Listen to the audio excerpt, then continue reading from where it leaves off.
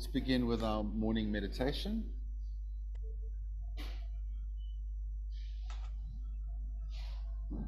I'm actually going to take my shoes off and cross my legs because I'm sitting on a nice couch.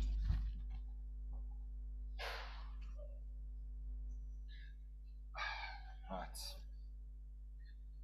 So, let's start with our 3 deep breaths as we normally do, just to regulate our nervous system and bring some calm into the space. Sorry about the background noises, friends. So I'm working on it. That's why I'm moving. So I have a dedicated place. Breathing in through the nose, nice and deeply.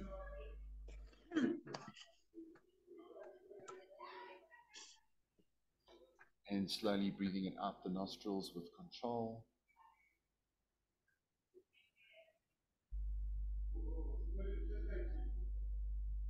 Breathing in again. We're talking change. Every breath is a new birth, and exhale out the nostrils, and every exhalation is a death. Breathing in again, breathing in and rebirth. Opening your mouth and release your old self.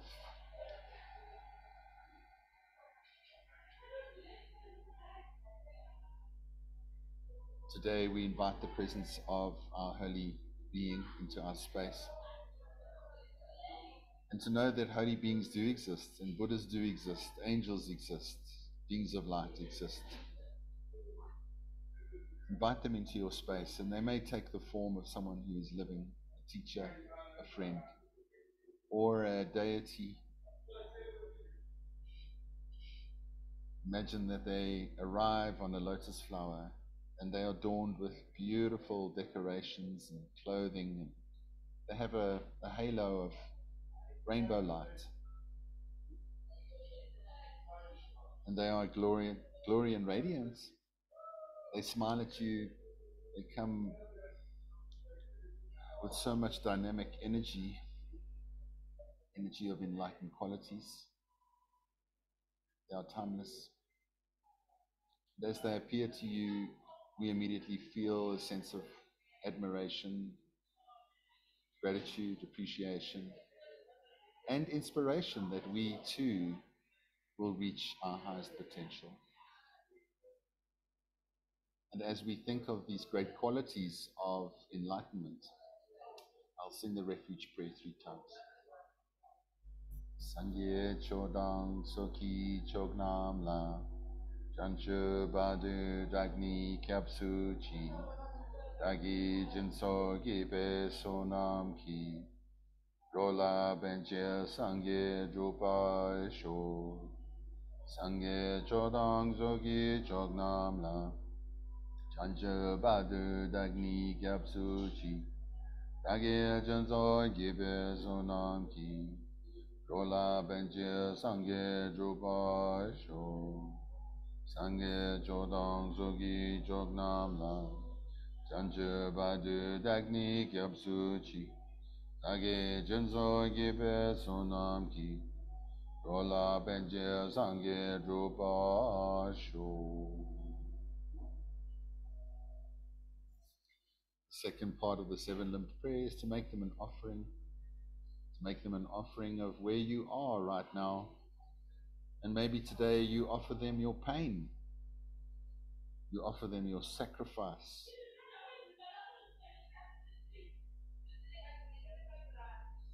Perhaps today we surrender and say, I can't carry this load on my own. Help me to carry my load. And they gladly accept your offering. And you imagine a self that is free of any kind of pain, any kind of problem in this life. Because that is your birthright, to be free of suffering. It's a different offering this morning, but that's what we're going to offer. I'll make the mudra for the offering of the universe, and I'll sing the long mandala prayer. Sajiboi ki jun shine to tamri rablinji ni de yen dadi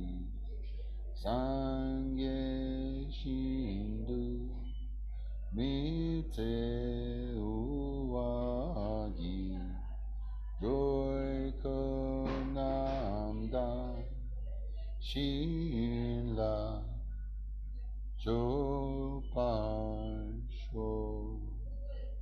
Idam Guru Ratna Mandalakam Niryataya.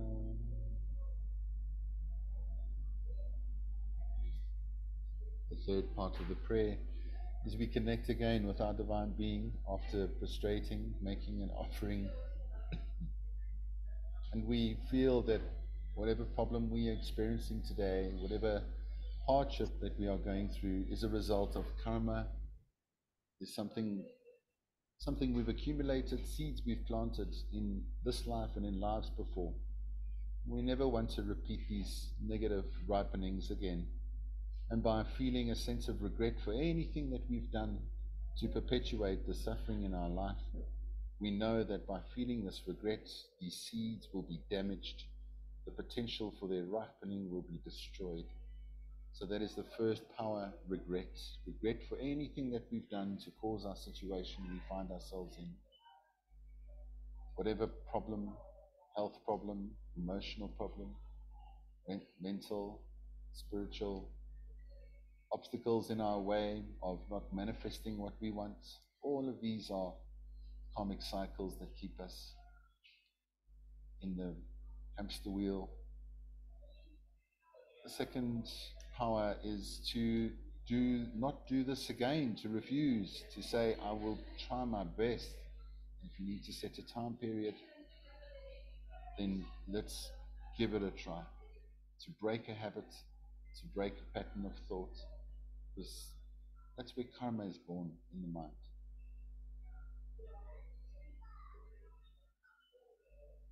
We then take refuge in the being that we've invited into our space today, and we ask the higher power to please help us. Sometimes it's hard just to do it on our own. We also believe that karma works, and because of this, we also know that we have the potential to create whatever world we want. It is in our control. No one's going to do it for us. We have supreme guidance, the master physician. The Dharma is the medicine. You are the patients. You need to take the medicine. Then the last power is to start a remedy, to think of a remedy. How can I fix the problems I've caused for myself and for others?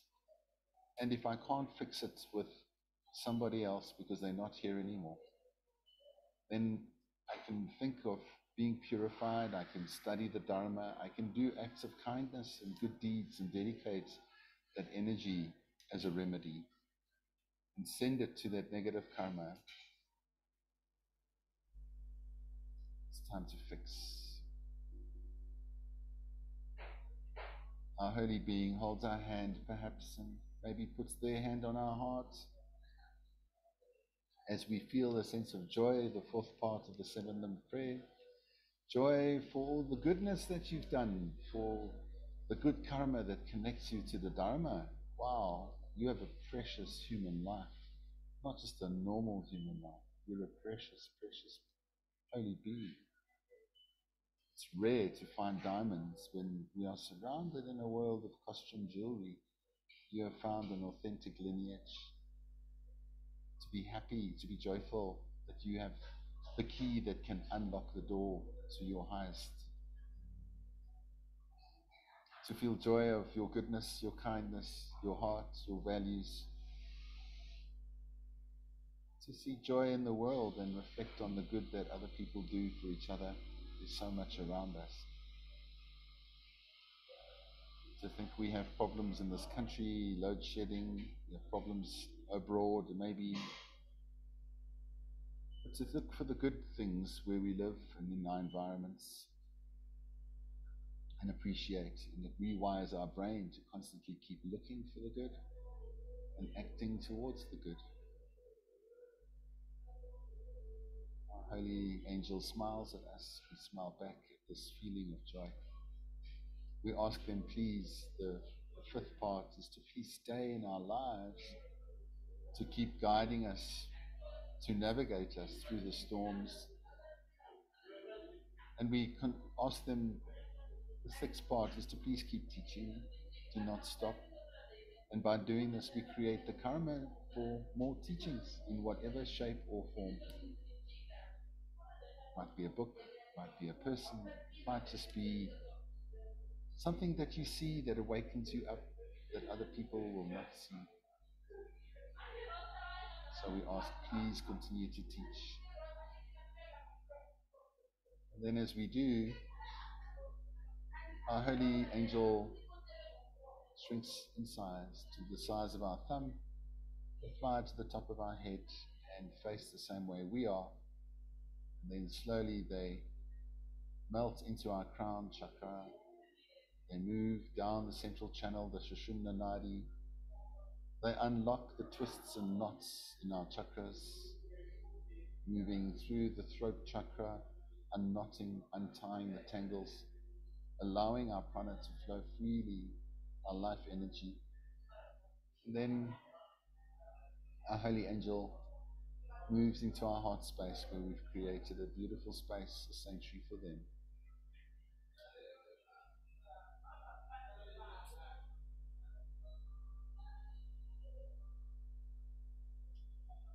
And they radiate through our body, through our mind, through our life. And their light heals, it shines, removes any negative energy that might be left over. We see this as a purification once again. Taking in a big deep breath through the nostrils and slowly breathing it out the mouth.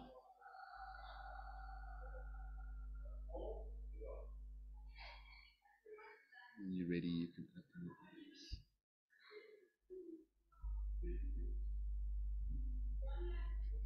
Welcome, Pam. I see Pam snuck in there.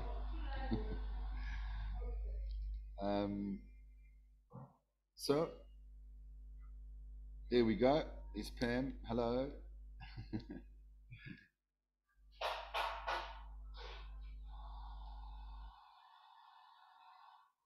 We've been talking about the Four Noble Truths, which is the foundation of Buddhism. The first noble truth, there is suffering. Second noble truth is there's a cause. Third noble truth is the end of suffering. And the fourth one is the path. So where we are now is we're on the path, right? And we have been talking about the noble eightfold path, which is the path. Let's have a look at it again. I'm going to just share it.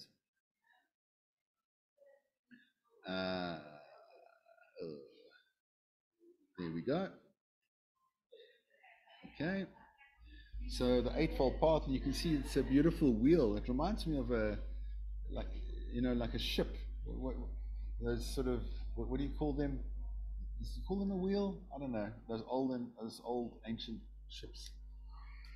And it's a lovely sort of image because you imagine that you're on this boat, and you're heading towards nirvana, right? And you're in the stormy seas, big waves, scary at times, this ocean of life, right? And you are navigating towards the island of nirvana. And there are 8 parts to the wheel. Right understanding, right thought, right speech, right action, right livelihood, right effort, right mindfulness, and right concentration. So it's vitally important that we follow or we work on each one of these 8. You can see the last part is mental discipline, right effort, right mindfulness, right concentration. Now, it's easy to come to these, well, not easy, but you come to these Saturday classes and you put some time aside, right? And that's really great. But are we meditating every day? Do we have a solid meditation practice? That can be the hard part to develop because it's a habit that we got to get into, and it takes effort, right? There's the effort, the right effort to get onto your cushion, to get onto your yoga mat, and to And even if it's just 5 minutes, you just start small. You set the intention, create a little space in your home with a nice carpet. If you don't have space, well, you can find space. Okay. Kegs, you remember Leonard? Uh, yeah, yeah, Leonard. So Leonard didn't have any space, and he used to sit inside his cupboard. He had a big cupboard. He used to meditate in his cupboard. I can't imagine the stinky shoe thing going on in there, but he used to meditate in the cupboard, and yeah, so it doesn't matter. You don't need like a big room, you know. But if you have, it's nice. Have a room with statues and incense and flowers, and I'll teach you soon how to set up an altar. Okay, how to set up a traditional Tibetan Buddhist altar. There's a specific way to do it, and that can become a daily ritual of taking refuge. If some of you do want to become a Buddhist, a formal Buddhist, then you can text me and let me know, and then I can initiate you as a Buddhist. All right. So if you want to become one, if you feel that you're ready and you want to take a vow to be a Buddhist, then I can do a proper ceremony for you, right? Wouldn't that be nice? I might even get my teacher to do it for you, Lama Sumati. I'll ask him, and you can experience his amazing energy. He's based in Arizona, and he's a monk. He's a Buddhist monk. He ordained 2 years ago, so he's the real deal. He's really walking the path, walking the talk. He's done incredible things. So that's an option. If you want to be a Buddhist, we can have a ceremony and make it really nice. Anyway, you don't have to be a Buddhist anyway. It's not like a prerequisite for enjoying these teachings. A lot of the time, the Buddha just said, the Buddha was really not very, very pro concepts and labels. A lot of time people call me a Buddhist, and I'm like, no, I don't know if I'm a Buddhist. Very hard to be a Buddhist. It's like a tall order. There's all these things you got to do. So I don't really feel I'm a Buddhist as such. And I think the Buddha would be okay with that. The Buddha wasn't a Buddhist. Jesus wasn't a Christian. We got to think like that, right? Okay. So, but if you want to do a formal vow ceremony, that's something special. Like if you get married and you take your vows, then it makes your marriage, it makes your relationship supposedly stronger. But yeah, my teacher always said it's good to good to make a commitment. Good to make a commitment. So, something to think about. I'd be happy to organize that for you. Um, and that's a little bit of right effort right there, right mindfulness. I'm going to encourage that, try to meditate every day. Right? I mean, you've got your meditation, the 7 parts of it.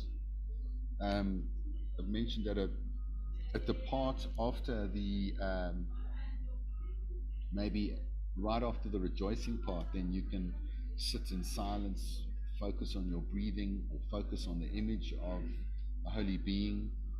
All of these things, just nothing too complicated. Some of you have been taught Vajrasattva, wonderful practice of purification, also fantastic. There's so many lovely practices that we can learn, but the 7 parts are really, really powerful. The prostration, offering, confession, purification, rejoicing, asking them to stay, asking them to teach, and then finally a dedication. Very powerful.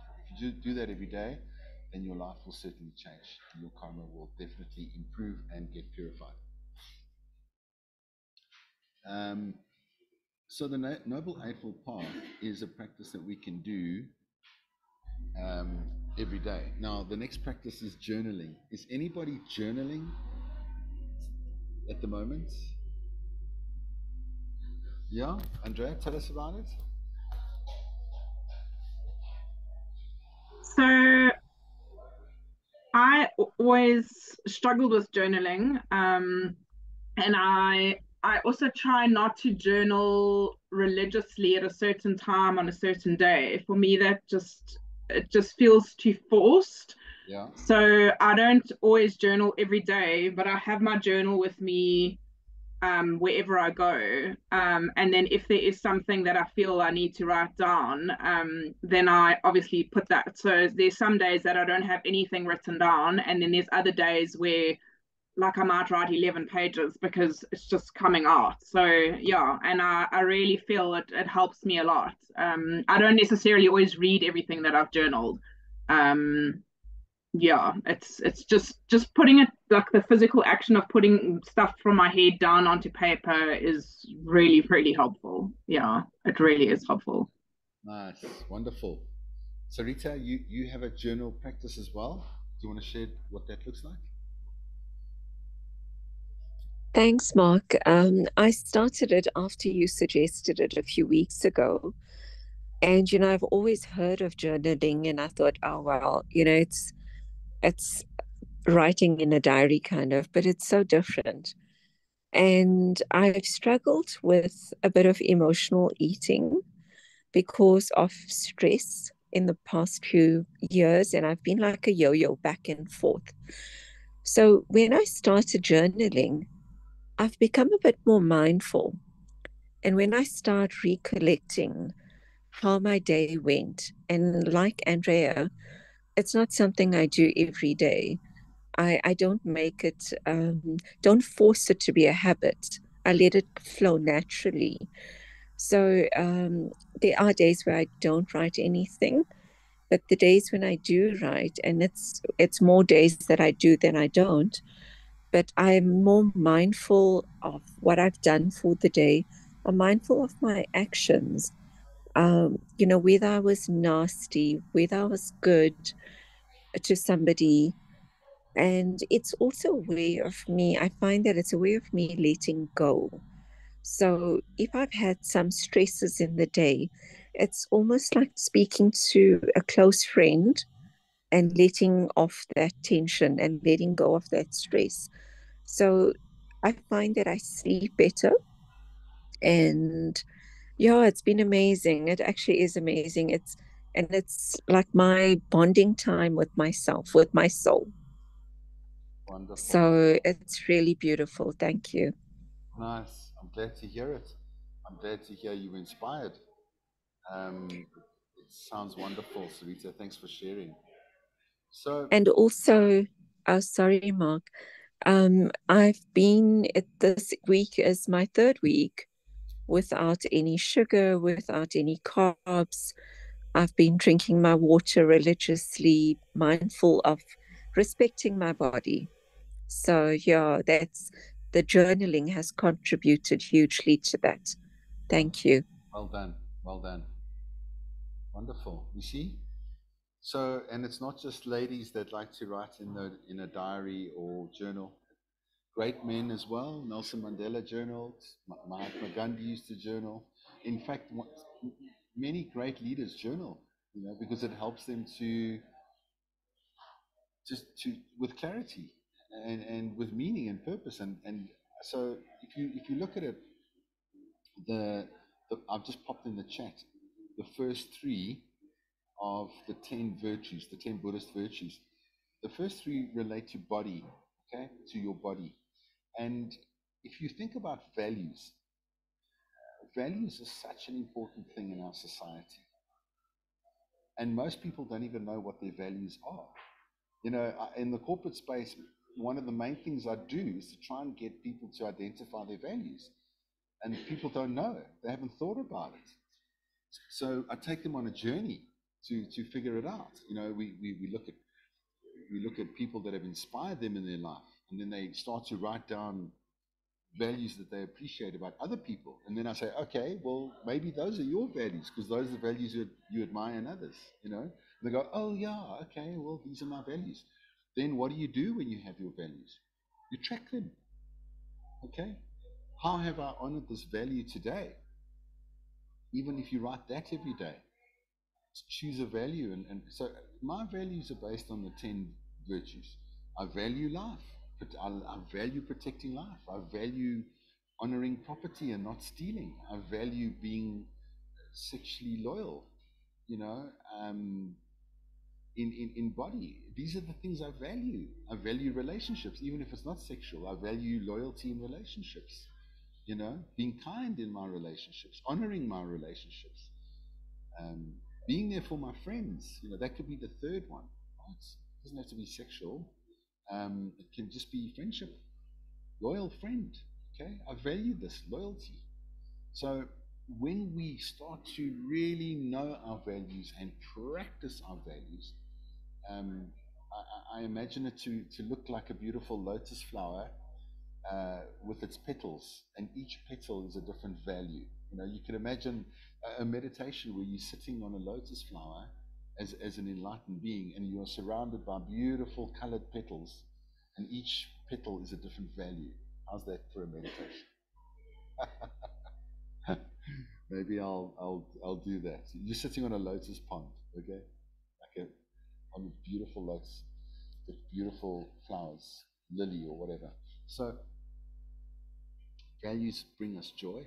They bring us happiness. They are a moral compass. They keep us out of trouble. Because if you don't stand for something, you fall for everything, right? Okay?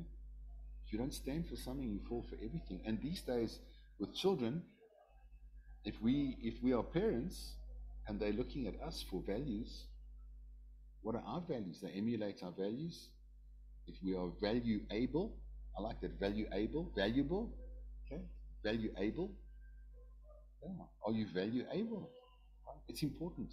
So there's different ways to journal, as we've seen. Andrea likes to write down a lot of what's going on, just offload, doesn't even go, reflect, read, it's just a process, automatic writing perhaps, in a way. Sarita is tracking like you would for way less. If you track your calories, then you're going to lose weight. If you don't track your calories, you won't. Okay? Way less is all about counting and tracking. It's a non-judgment exercise. You're not going to go, oh, boo-hoo, today I had, chocolate cake, and then whip yourself on the back in the evening for eating that. No, it's oh well, I cheated today, and tomorrow I've got to up my game. So then tomorrow you're not going to have a cake, right? It's not a judgment thing. It's tracking. If you don't track, then the wind is going to blow you wherever it wants to. Okay? So this is part of the eightfold path that the Buddha was talking about. We've explored what protect life looks like, honoring property looks like, sexual purity looks like. I'm going to encourage you then to track these. Okay, try to push yourself for 3 times a day. Write the heading, protect life, positive, negative, to do. All right, think, how am I not protecting life? Think subtly. Did I skip eating a nice salad today? Am I not been exercising? Am I not encouraging other people to look after their lives? In Buddhism, if you go and buy someone a bottle of alcohol, they say that's really bad news, as a gift, because that's not contributing to their life. It's not helping them, right? It would be better to buy them a vitamin drink or something. I don't know. You know what I'm saying? So little things like that are important things that I think about, when we give something to someone, is it contributing to their well-being? Or is it just something we didn't really think about? Honoring property. Are we cleaning up our morality? Are we taking something that's not offered to us? Maybe it's office stationery that you kind of just taking home that you didn't really think about, or I don't know. Taxes in South Africa, we don't care about paying taxes because we think our taxes don't go anywhere. But does it mean that we should be immoral? Does it mean that we should misbehave and be corrupt? I spoke about corruption. I bribed 2 weeks ago. I paid a bribe, and that's not good. That's fueling corruption in our country. Right? So I put that in my journal. I paid a bribe, because I skipped a stop street. Well, I didn't skip it. I actually didn't come to a complete stop. Who does? Right? But my teacher, Lama Samati, would say, come to a complete stop. Follow the rules. It sounds boring, but that can be a practice. Right? Stick to the speed limit. If you go over the speed limit, you might be not protecting life. You might be not honoring the rules. I know it sounds a bit anal, and I always sort of feel a bit funny when I talk about this because I'm a bit of a rebel. I like to break rules, always have. But when I break those rules, I'm the one that suffers a lot of the time. Sexual purity, sexual misconduct, we've looked a bit into that as well, just to be loyal in body, speech, and mind. You can go, my teachers go into a lot of talk about that. Would you say what you're going to say to a person of the opposite sex or same sex if you're, gay? Would you say something to them if your partner was next to you? Always have that gauge. If my partner was with me, would they be happy with what I've just said to this person? That's a good gauge. If it's not, then you write it in your journal. I was a bit flirtatious. I perhaps led somebody on, and that can cause problems, right? We know that can cause issues, not just for you, but for also the person that now thinks they've got hope with you or something's happening when you were just having fun, But it can cause problem in that person's mind, like lying awake at night thinking, right? And if you are having an affair, that's also heavy on our mind because what happens if we get caught? What happens if my partner finds out? And then it's like you can't meditate, you can't live a happy life with that sort of worry going on. Okay? It's just to protect you. It's just to protect your mind. Then we move into so try these three for the next week. One in the morning, one at lunchtime, and one in the evening. And Andrea, I'm not saying don't continue writing as the way you are. That's fine. That's beautiful. Maybe you can incorporate it within the three. I know that a lot of us don't like a formal routine of certain times.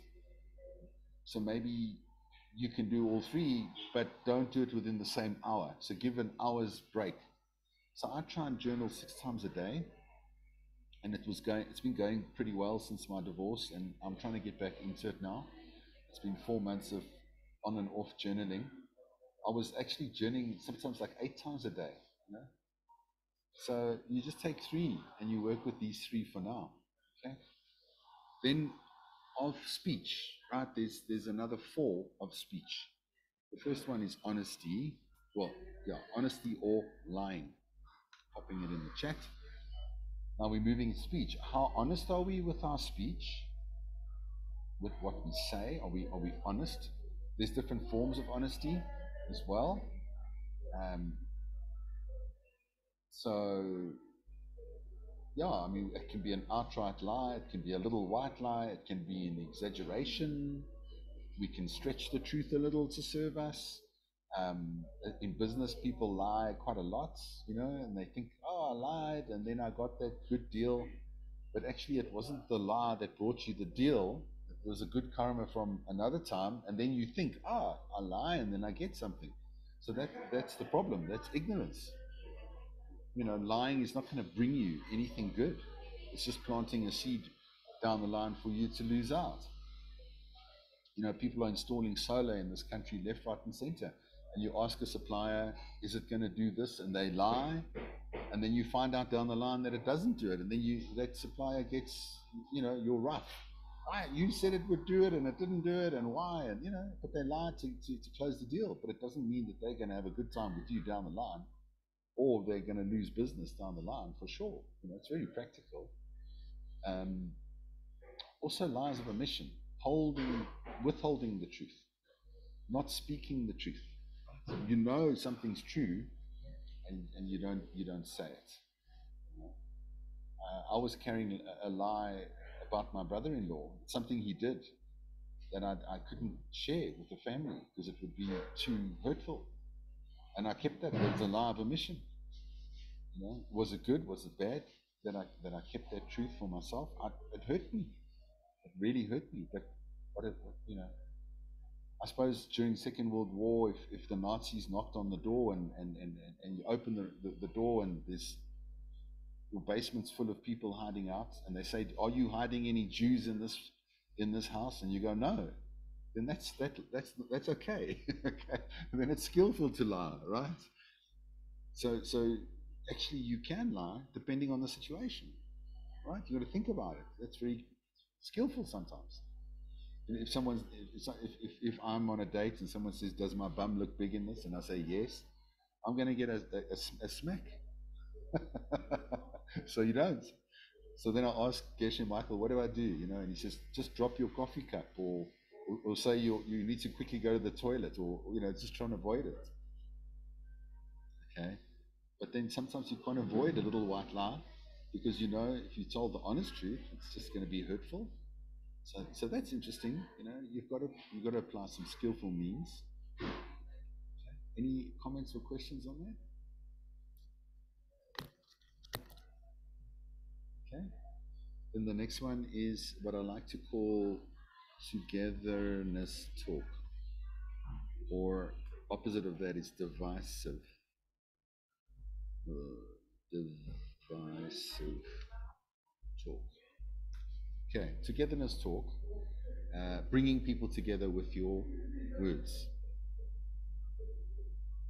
um, creating collaboration, connection. Divisive speech is when we run other people down. So my good friend Grant Nash, who's a wonderful Dharma student, I think he's just so much better than I am.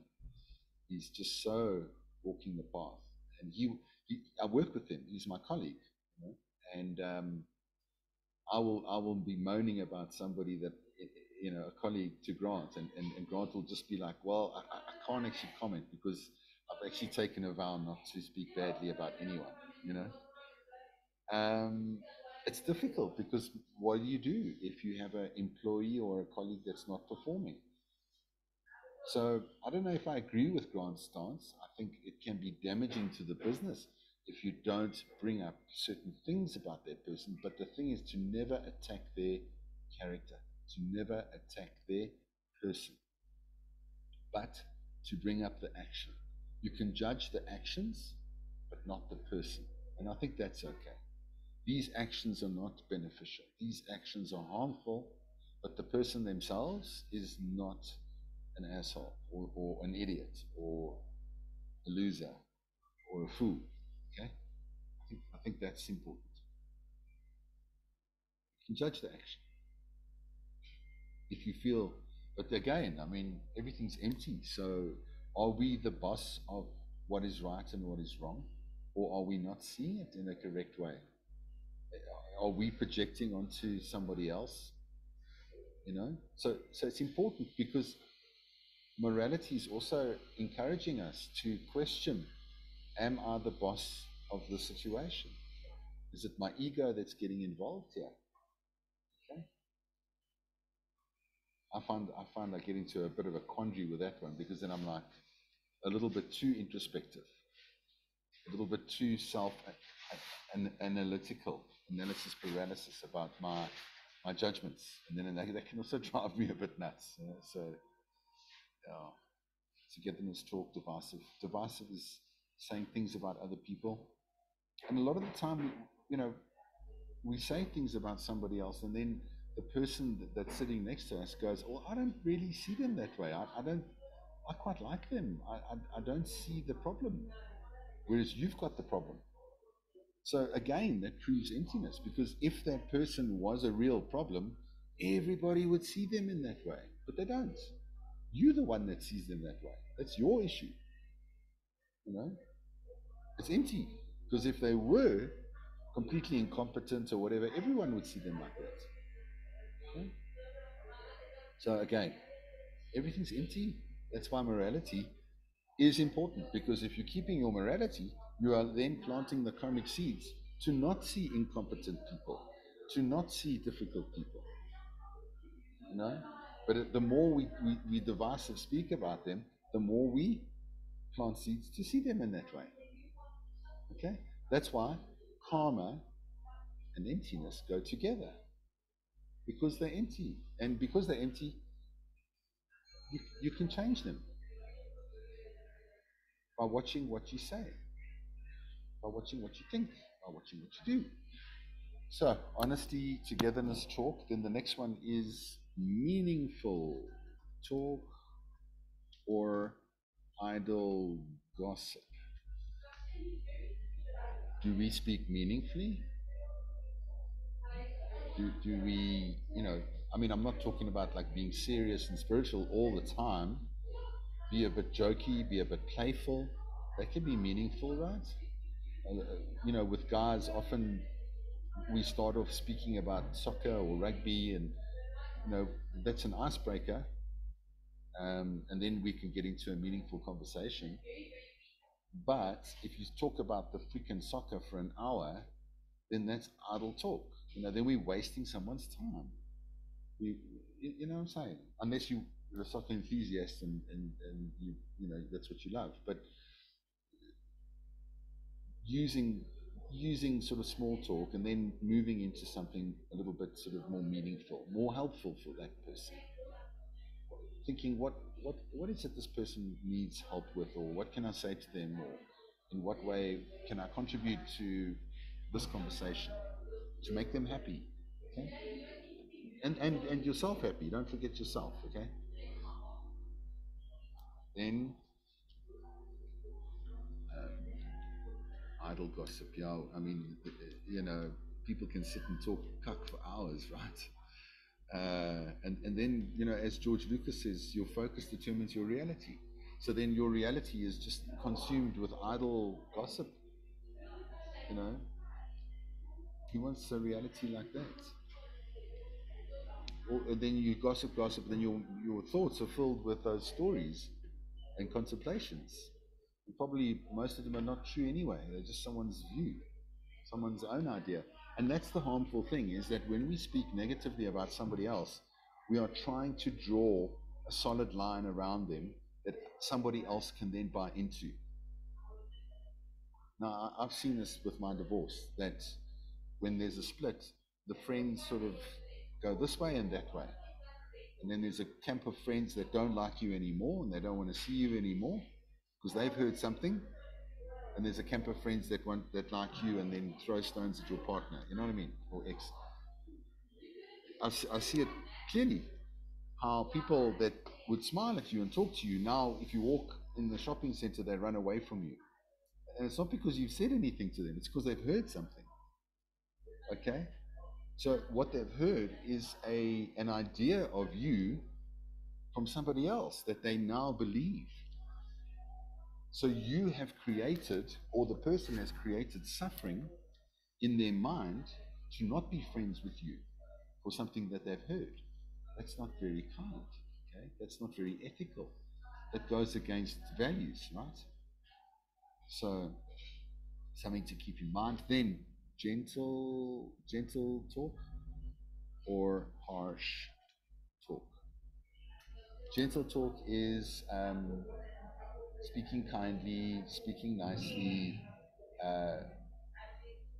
Geshe Michael's really funny, because he uses a lot of cuss words when he teaches.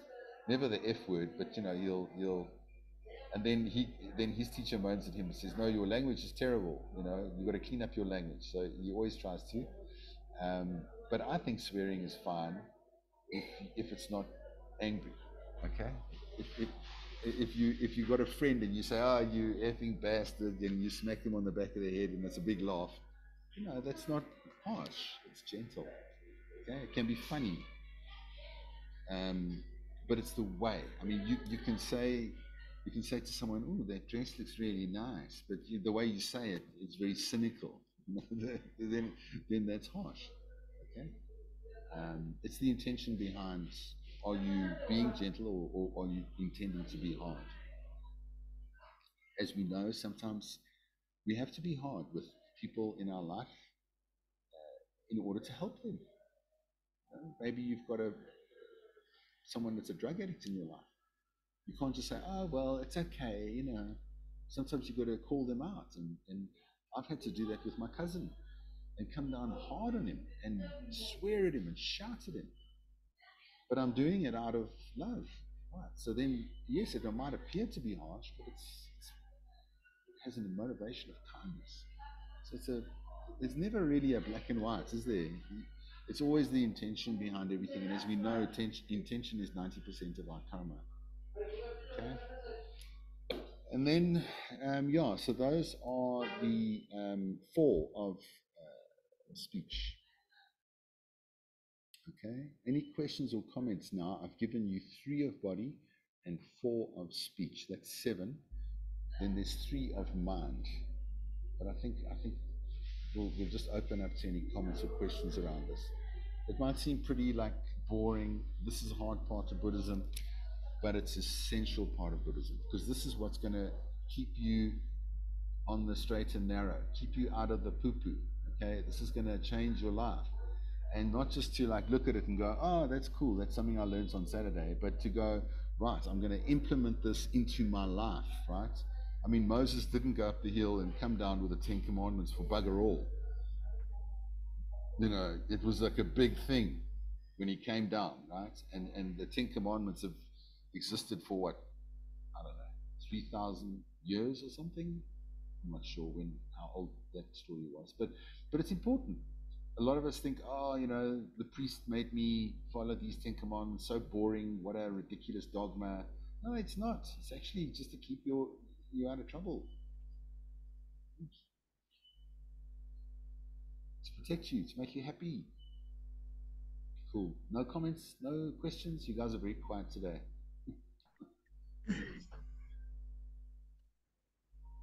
Okay. Sarita? Thanks, Mark. You know, a few years ago, being amongst a group or in family or friends, and you find that often when people start to talk negatively about somebody else, it almost becomes like, okay, well, to be part of that crowd, you kind of just join in. And then I started becoming a bit more mindful. So whenever I'm in a conversation with somebody and I'm tempted to say something, I always ask myself or reflect in my head, is it kind? Is it necessary? Is it true? And before I utter any of those words out of my mouth, and I find that I have become a bit more mindful about what I say. And yes, it's, because once those words have left your mouth, you can't take it back. Oh, So, absolutely. yeah. So, and then I always also remind myself that, are you harming or are you helping? And if you, rather choose to help than harm. And if you can't help, then don't harm. So those are my kind of conscious reminders when I speak. Yeah. Wonderful. Wonderful. So, 100%. Are you harming or are you helping? I think who was the Greek philosopher that because you just ran through a couple of those points? Is it Plato or Socrates that coined those phrases, right, that you just mentioned? Yeah, sorry, I don't remember who, but yeah.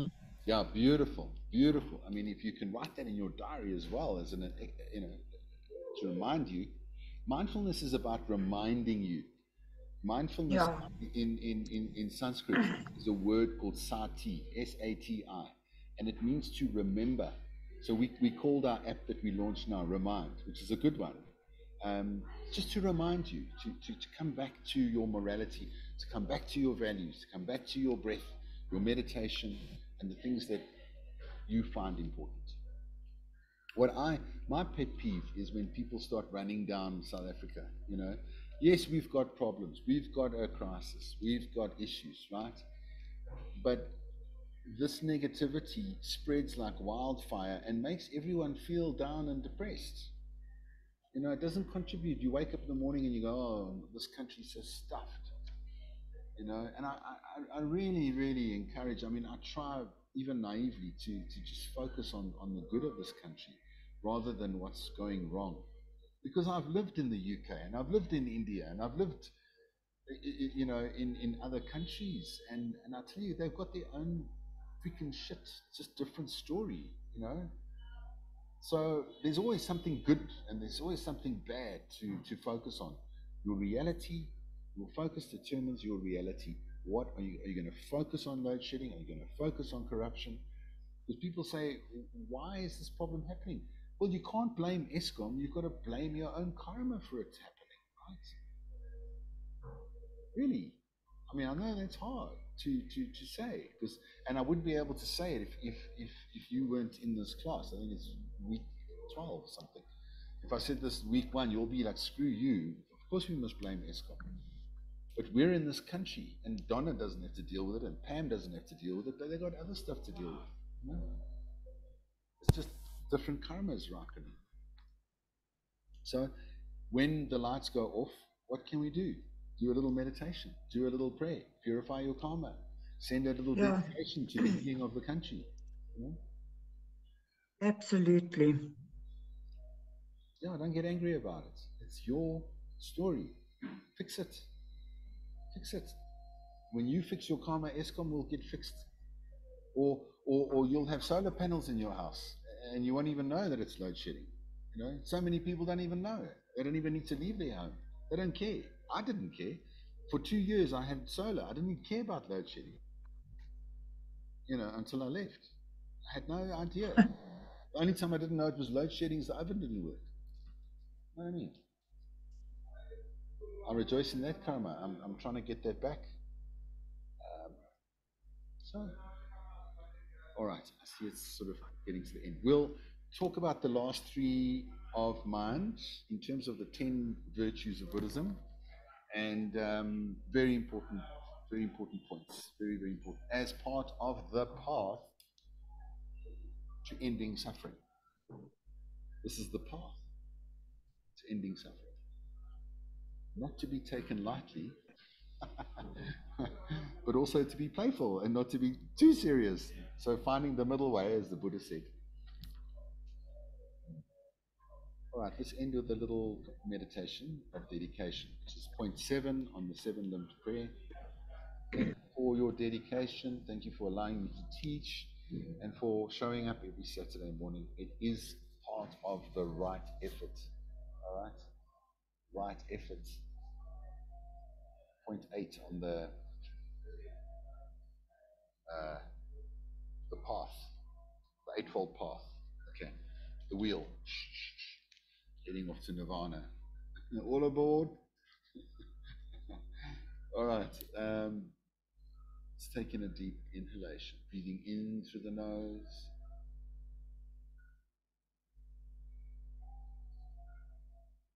Opening the mouth and exhaling it out.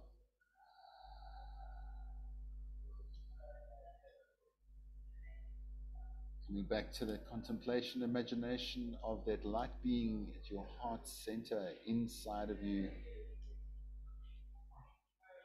Radiant being that has no suffering, but just ultimate love and compassion for you and for everyone. And a wisdom mind of imbued with emptiness and potentiality. And this dynamic light, in whatever form you visualize it, I like to sometimes think of a rainbow lights that go out from your heart center and shine into the world. And as these lights pass through people, they remove all of their problems, all of their pain, all of their issues and worries and fears and grief. And by doing this, you are also removing yours. Whatever we do for others creates the karma for our own suffering to be healed. And we are equanimous. We move through everybody, whether we like them or not. All beings, no matter if they're human, animal, hungry ghost, hell being, devas, gods, may all beings benefit. May all beings be free of suffering and the causes. May all beings have happiness and the causes of happiness. May all beings never be separated from the highest bliss, which is without suffering. And may we come to rest in that great equanimity, which is free from attachment and aversion to those near and far. We make a dedication that we may become Buddhas, that we may achieve our ultimate goal, evolution, So for the sake of all beings, so that we may help them to reach the same. May we quickly become enlightened. And as I say this, I'm going to sing the prayer in Tibetan, which is the dedication prayer. Kewa di kewo kun, sunam yeshe zozo shin, sunam yeshe le junwe, tampa kunya zoba sho. May the precious and sublime awakened mind arise in those where it has not arisen, and where it has arisen, may it never wane but continue to expand into eternity. Om Shanti Shanti Shanti. Peace be with you all. Namaste. Okay, ladies, have a beautiful day. May your projections be fruitful and happy and joyful. And if they're not and you're feeling it heavy, know that you are part of something beautiful here. You are part of the Sangha, and that your journey, no matter if it's decorated with pain or joy, is still meaningful and special as a precious human being. Love you guys a lot. Thanks, Mark. Have a beautiful That day. was a beautiful session this morning. Thanks, Denise. I'm glad you enjoyed it. Yeah, thank you very much. Take care, everyone. Thanks, Mark. Mark, can Thank I you, ask Mark. you a favor? Yeah. Could you send me Monday night's link? I'm going to just try and come on because I can't make next week Saturday. Okay. And I don't want, I just so that I can, because I finish yoga on a Monday at 7. Yeah. But I'll log in from that side as I'm coming home on my phone. No problem. I'll send it to you now, Denise. Thank you. I appreciate it. Otherwise, Saturdays are cool for me. Okay, super. Thanks. Have a super day, everyone. You too. Happy Mother's Day to everyone Yeah. tomorrow. Absolutely. Whether you're a mother to a human or an animal, just happy Mother's Day. Wow. Take care, friends. Bye. Thanks, everybody. Bye-bye.